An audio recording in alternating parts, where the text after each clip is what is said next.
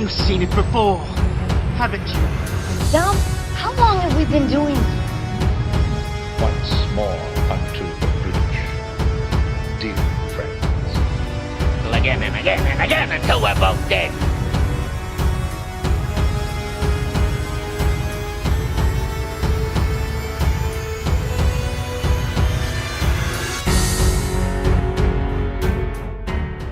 Hello and welcome to You've Seen It Before, movie reviews with connections in mind.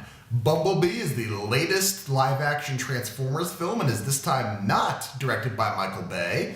It is instead directed by Travis Knight and stars Haley Steinfeld as Charlie Watson, a teenage girl in 1987 California who gets a rundown VW bug for her birthday and only to discover that it is in fact an Autobot, a Transformer who is on the run from the fall of Cybertron, and in that vein, she becomes very attached to Bumblebee, while at the same time, a couple of Decepticon hunters have landed on Earth and are hunting down Bumblebee as well. Now, this video review will contain spoilers of Bumblebee, as well as a couple other films and TV series. There will be a full list in the description below. And if you have not seen Bumblebee yet, or any of the films or anything listed below, and want to wait until you have, either stop the video at this point and come back later, or you can skip to this point in the video. I will be doing my spoiler-free review after my spoiler-filled analysis. So with this in mind, let's begin. So this being the 1980s, we get to see the war room of Sector 7, which, as you may recall, is the main government agency with foreknowledge of the Transformers from the first Transformers film from 2007. This time, we once again see that their headquarters is based around the Hoover Dam, and we get a glimpse of their war room where the Doctor is escorting the two Decepticon hunters through. And if you'll notice, the design is very reminiscent of the war room from the 1980s film Wargames with Matthew Broderick. A little, not really plot relevant, but a little style notation there. Also, in this film's third act, there is the crux of the climax features the Decepticons hijacking the Earth's satellite and communication systems in order to boost their own communication protocols and send a message to Cybertron and the rest of the Decepticons to let them know that Earth is going to be the base of the Autobot resistance. And it is up to Bumblebee and Charlie to stop them in this pursuit. This is very similar to another film, from 2012's Battleship, in which the alien invaders also co-opted the Earth's communications network and were attempting to make a transmission to their home planet in order to mark Earth as a world of conquest at that point. So there's an interesting comparison there. However, the biggest and most undeniable comparison to be made with Bumblebee at this point would have to be 1999's The Iron Giant. Both of these films, of course, feature giant robots that crash land in small town USA. In Iron Giant, it was Rockwell, Maine, and in Bumblebee, it's a small town to the north of San Francisco.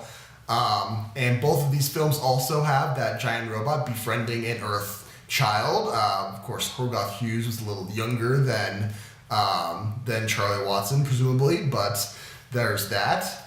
Both of these films also feature the military hunting down this robot, either the military on its own in Iron Giant or the military with the help of Decepticons in Bumblebee. And both of these films also have a protagonist giant robot who has memory loss. In the Iron Giant, it was because he had the bump on his head, and in Bumblebee, it was because he had suffered so much damage in his battle with a previous Decepticon that his memory cells were not accessible for the vast majority of when Charlie knows Bumblebee. It's only in the last bit of the movie that his memories return. And in that vein, both these films also feature that giant robot rediscovering his weaponry after his memory cells are restored, and they even both have red eyes when they go into full war mode at that point. So there's an interesting... All of these comparisons can be made between these two movies, and that's more than just coincidence at this point. So that's my main point of comparison between Bumblebee and what's come before. So that now that all my analysis is out of the way, the big question now is, if you've skipped to this point in the video and skipped my spoiler-filled analysis, spoiler-free from here on out, the big question is, should you see Bumblebee in theaters? I would say absolutely. This is a very fun film. There's lots of explosions, though not quite as overload as with the Michael Bay Transformers. There's a lot of great action as well. The best thing about this film, compared to the other Transformers films, is that both sides of the robot wars are now colorful, and you can tell which is which. In the Michael Bay Transformers, it was very easy to lose track of who was fighting whom, and when multiple Decepticons were ganging up on an Autobot, they're all gray at that point, so it's hard to tell who was fighting at any given point. So that's a huge improvement over previous films. The heart of this film is the relationship between Charlie Watson and Bumblebee, and when those scenes are happening, it's great. It's a lovely film. I didn't include this in the my spoiler-filled analysis, but you can say it's very E.T.-like in that the alien befriends a child, and there would be so many things on that. There's a more closer example that I gave earlier, but E.T. is something that you can think of, which you can kind of get from the trailers as well. But I also love the world building that they do. I love how they immerse us in 1987 America at this point without overloading us, and it's just the right amount of atmosphere to suck us in without distracting us, and I love that about this film. Any negatives about this film? The side characters really aren't that well established.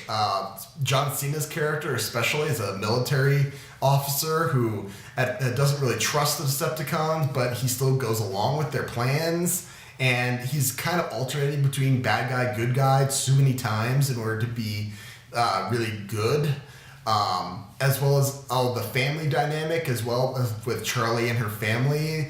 I just feel like that could have been dealt with a little better, and I felt like they just kind of brush that aside whenever they can in order to focus on Bumblebee, which is their strength. They know that, but I feel like that's kind of a weakness in this movie's script and how these characters are written. And aside from that, that's really all my negatives.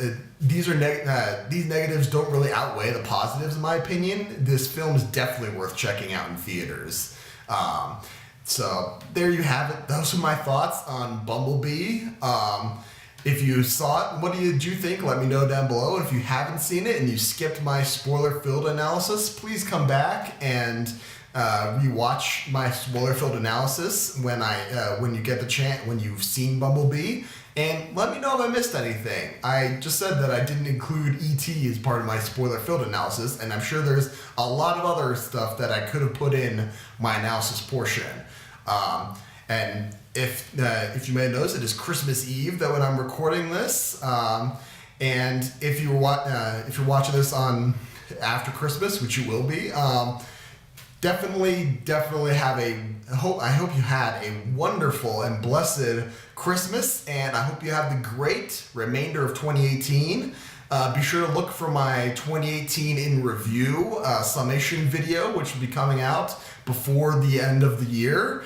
And yeah, just thank you so much for watching. I appreciate whatever audience I can get. And just remember, there is nothing new under the sun. And yes, you have seen it before.